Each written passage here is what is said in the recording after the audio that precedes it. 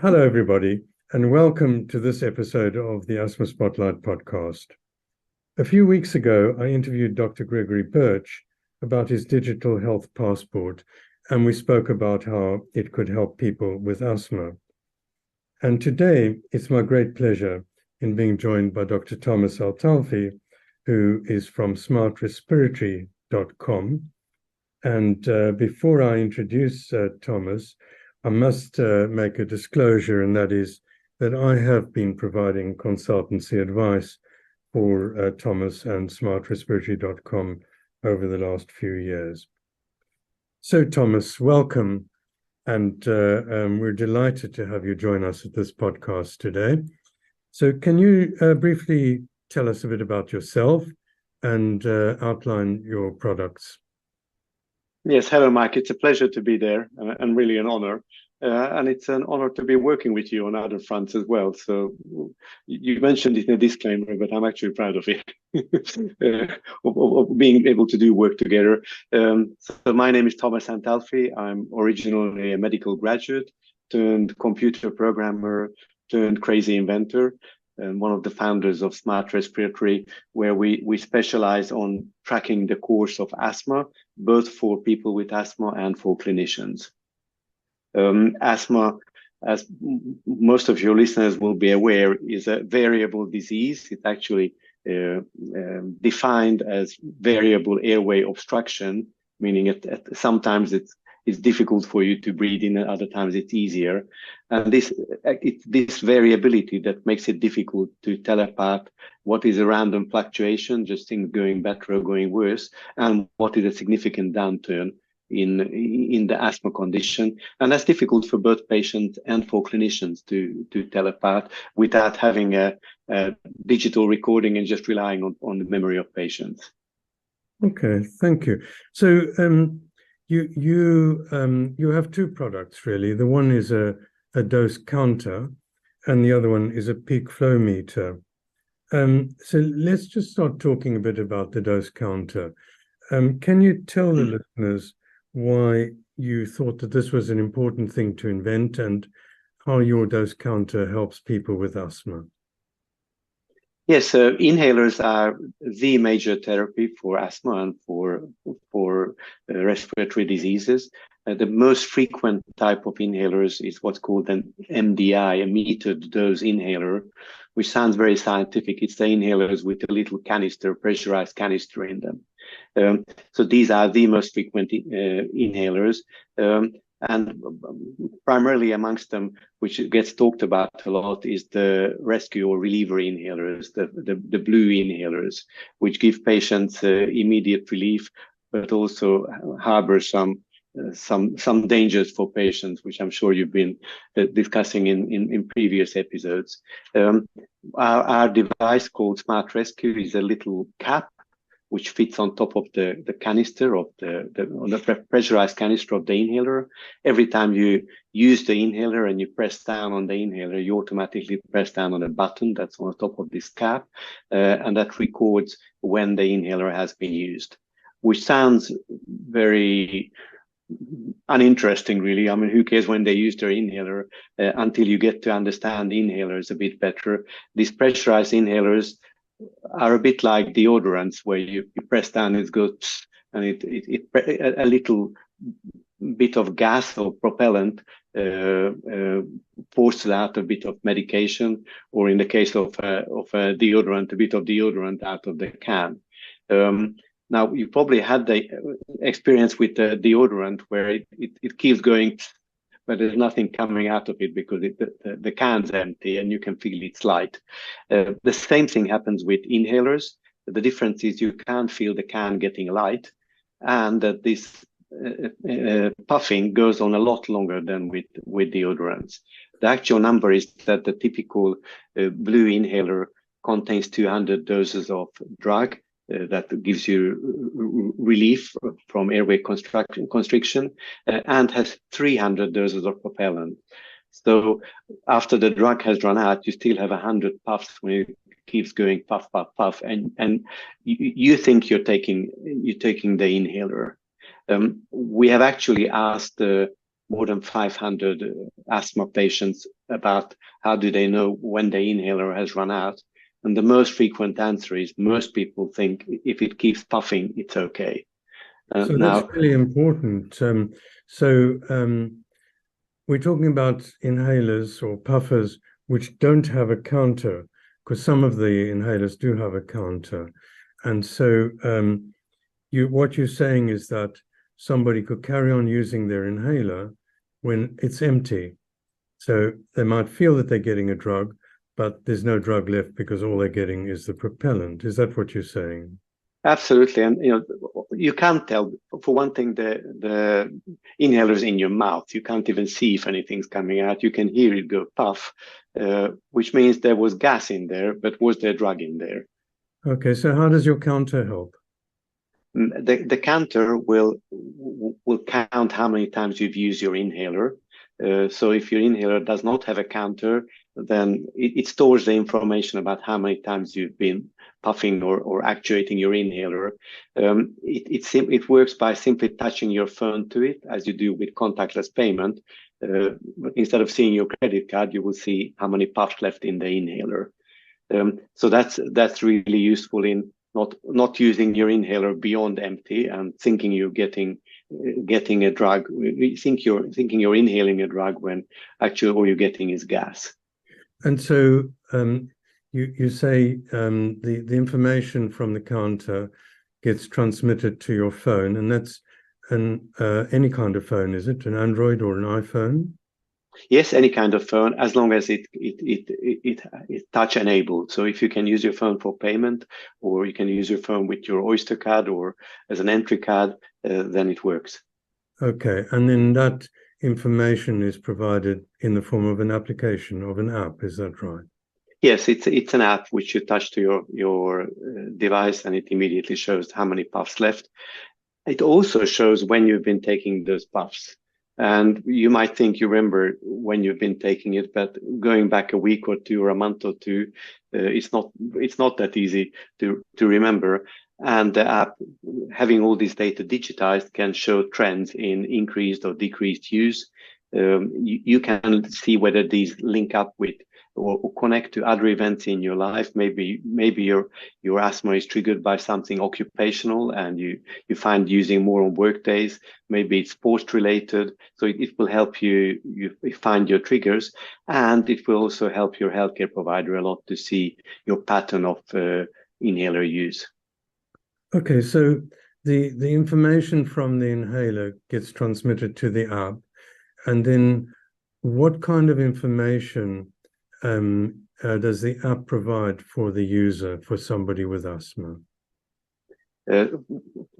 Quite a few different types of things. It can warn you on overusing your rescue inhaler, which is quite a frequent thing and happens to a lot of people with asthma.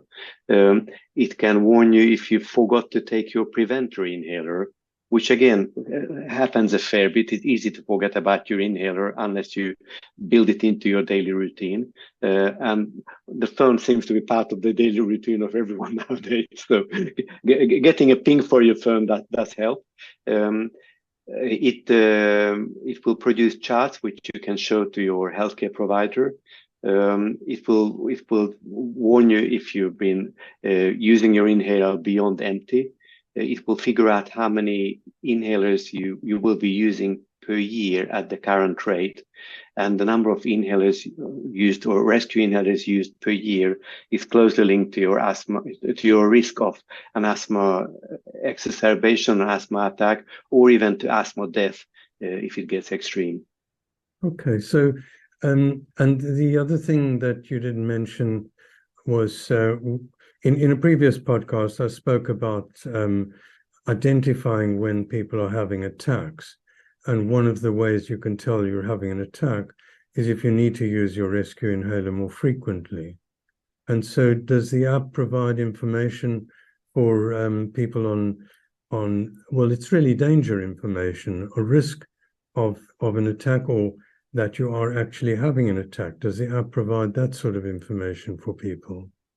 Yes, for rescue inhalers, it gives you a warning and a visual indication if you use more than 8 puffs a day. or if you use it more than 4 times a week. And I think it's easy to get over-reliant on the rescue medication because they give you immediate relief. And we also call them reliever inhalers. I think probably rescue inhalers, which is more the American name, is more appropriate. If you find you need to be rescued too often, that's a problem. If you need rescuing often, that means you're in constant danger. Okay. So from what I understand, this app and the counter combination provide is that it helps people to tell when the inhaler is empty. It acts as a reminder to take medication, and there we're talking about the preventer or the controller medication. It records when medication's been taken and how often it's been taken. And that kind of information be useful for your doctor when you're having an asthma review. Because if your asthma is poorly controlled, then you might not be taking the medication as you should be or as you've been advised to. And then in addition, in the case of the rescue inhalers, the counter can act as a warning system to tell you that an attack might be developing. And that's really, if you're taking it more frequently, and also if you're using it regularly, that could be another dangerous sign. Have I managed to capture all the information there about the counter? Yes, absolutely. As one of our patients had said, it takes the guesswork away. It has it all recorded automatically without you having to do much, just using your inhaler. Excellent. And you can share that information with your healthcare provider? Yes, it produces a PDF chart, a PDF report, which you can email to your practice or your nurse or specialist. Okay, all right. So we've spoken about the counter. So tell our listeners a bit more about the peak flow that you've invented and how it may be helpful in asthma. We've mentioned a little bit about the variability of asthma and the fact that some people find it difficult to tell when their asthma is poorly controlled. So tell us about your peak flow meter and how it connects to the app that you've invented. Yes, let me start with peak flow. If it's not clear for all the listeners, people with asthma have the same lung capacity as you and I. So it's not that their lungs are smaller, it's that the airways are narrower. So as asthma kicks in, the airways get narrower. And through narrower airways, it's more difficult to exhale. It's like trying to blow through a straw. The narrower the straw, the more difficult it is to press out the air. What peak flow meters do is they simply measure how fast you can blow out the air. Now, this maybe sounds as if something you definitely feel. If you have to blow through a straw, you would feel that, wouldn't you? But still, there's significant reductions in the cross section of your airways, which you cannot feel. So by the time you feel you're being short of breath, that means you're well advanced into your lungs being in a poor condition. So can I just to interrupt you? So what you're saying is that the peak flow measurement, which is a lung function measurement, will help people to tell earlier that their airways are getting tight than if they wait until they're having trouble breathing. Is that what? Absolutely. So it will give you an early warning well before you get into big trouble. Okay. It is similar to measuring your blood pressure. You can't feel your blood pressure going up until your head starts getting red and it's really bad. So we have to measure it. And it's important whether you took your hypertension medication, but being able to actually measure your blood pressure is very useful information. It's similar with asthma. It's good. It's important though you've been taking your inhalers and when and how, but the actual lung constriction is the root of the asthma definition, and being able to measure that is important. But from the patient perspective, it's a drag. You know, having a peak flow meter somewhere in the bathroom cupboard, not forgetting to use it, blowing it 3 times, it's something that most people with asthma understandably hate doing. What we've been doing, we've been making this process more convenient. So our smart peak flow meter is much smaller. It fits in the palm of your hand. It connects to your phone. which means that your phone can remind you that you don't forget to take your measurements. All you do is blow into it 3 times, and it will work out your lung function, tell you how that compares to your maximum lung function. I mean, how much your airways are constricted or your peak flow has dropped compared to your personal best. And once we do that, we also ask 2 additional questions about your symptoms and about your rescue inhaler use. And these 3 can be done in probably less than a minute, and they're really useful in keeping track of your asthma. I mean, most of us use our phones on average. I think the last number was 4 or 5 hours a day. So spending 1 minute of those 4 hours in keeping track of your asthma is a good investment of your time. Okay. Can I just go back to something you said? You said you measure your peak flow 3 times. Now, for those people that don't use peak flow meters, we usually advise people to take 3 measurements and then to choose the best one as their measurement. And so what happens with this system? Somebody does 3 measurements. Does the system, I assume the system will record the best of the 3. Is that what it does?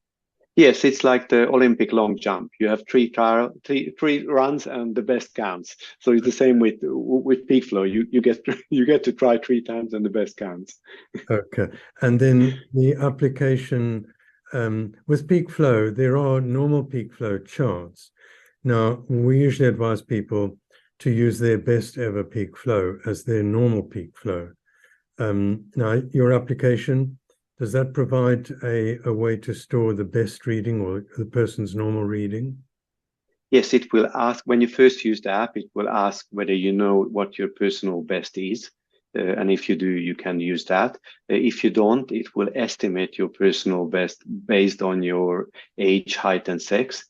And it will go back a few weeks later and check whether you can come near your personal best. Because if you never even get close to your personal best, that might have been something you could do when you were 18, but it's not your current personal best, or your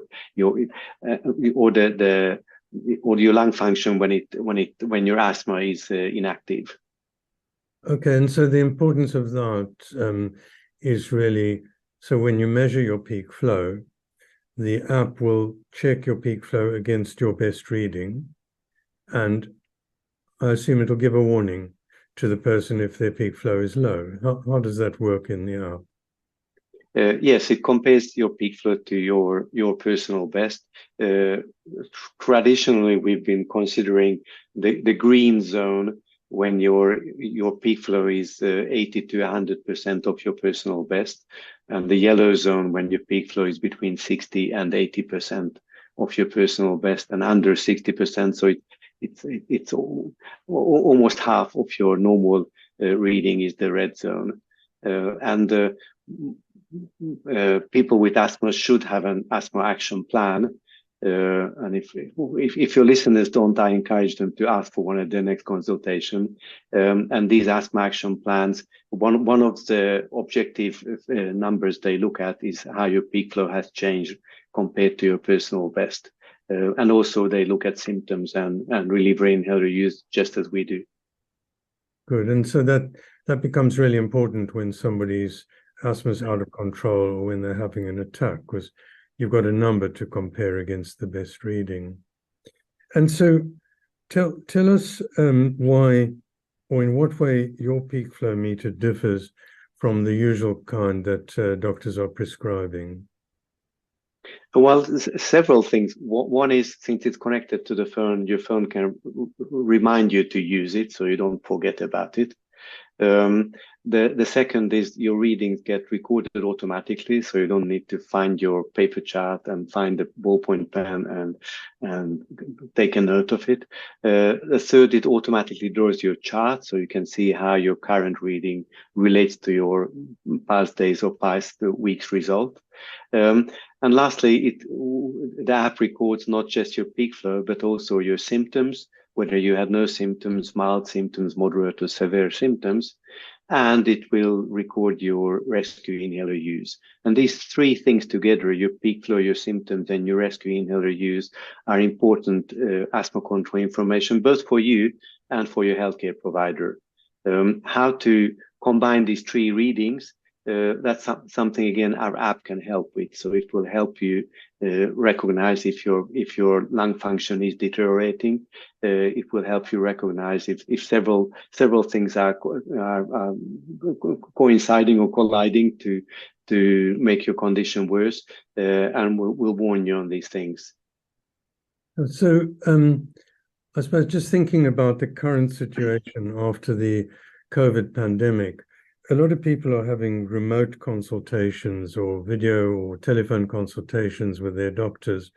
That's in the UK and in other countries. And so you said that the system provides a PDF if the patient wants it, which can be shared with the doctor. So is it easy to produce a report which can be shared with the doctor before a remote consultation? Yes, since all the data is digital, that's one of the beauties of the digital age. You can just press the download button and get a PDF report for your last 30 or last 90 days. And then you can share it through any mechanism, email or Twitter or WhatsApp or whatever you practice uses, most likely email, which can be your chat or can be your child's or parent chat if you're taking care of someone with asthma. And can you do it straight from the iPhone or the Android, or do you have to send the information to a computer first? No, this works straight from your phone. It's nowadays we do everything with our phones only. And I suppose a question that I have really related to the app and the information. So the app will do all these calculations. You don't need to be a maths genius to work out the percentages. But I suppose one of the questions a lot of people will ask is, can this information be sent directly into a medical record, a general practice record, or a hospital record? Is that something that you've thought about? Yes, these PDF reports are similar to a lab report or an X-ray report your GP might receive, and it can be similarly archived with your personal health records to the GP practice records. Okay. So if I can just summarize, the peak flow meter and the peak flow readings with the app can help to add as an early warning system that an attack is developing by signaling to you, if you're using the app, that the readings are lower than your best or have been lower over the last few days, and if they are dropping. So I suppose, is that a fair summary of what the peak flow and the app do? Yes, absolutely. And I think on the personal side, for most people with asthma is this big black dark cloud that hovers above them through their lifetime.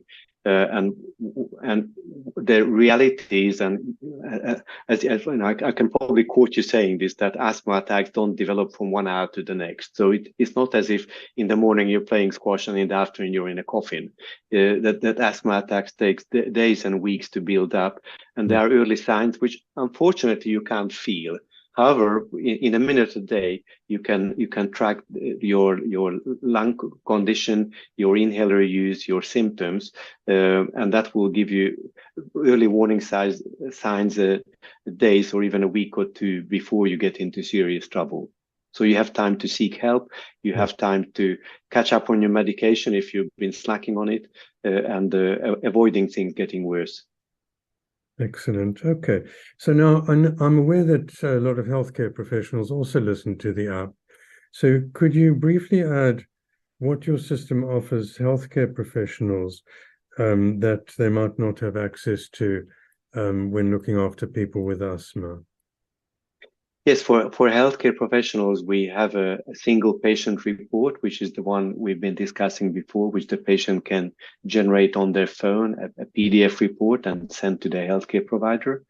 We also have a way for keeping track of a patient population or a number of patients for a practice or a hospital in the form of a dashboard. which will list all the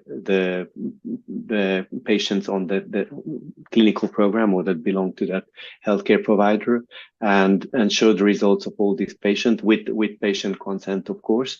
And all this data also contains some calculations and metrics important to healthcare professionals. So it will automatically calculate daily peak flow variability. It will show ACT, ACQ test results, which are asthma condition mini surveys that show up on this dashboard, and we can also show validated signs of ineffective medication. And this sounds very scientific, but it's basically a statistical measure on peak flow symptoms and reliever inhaler use, showing that the patient is in danger of an asthma attack, meaning their medication regime is ineffective. And then, of course, it's up to the healthcare professional to decide what the next step is in that case. But the signs and signals are there and clearly marked. Good. And just in case people are worried about data protection, as you said, this data would only be shared with the patient or with the person's permission. Yes, the data is primarily on the patient's phone. Yeah. And patients have to either proactively send it somewhere and that they decide who they send it to and how and when, or they can give data sharing consent to their healthcare provider listed in the app. And this consent they can withdraw at any time. So they can decide, I picked a different doctor, or I just decided not to share my data anymore.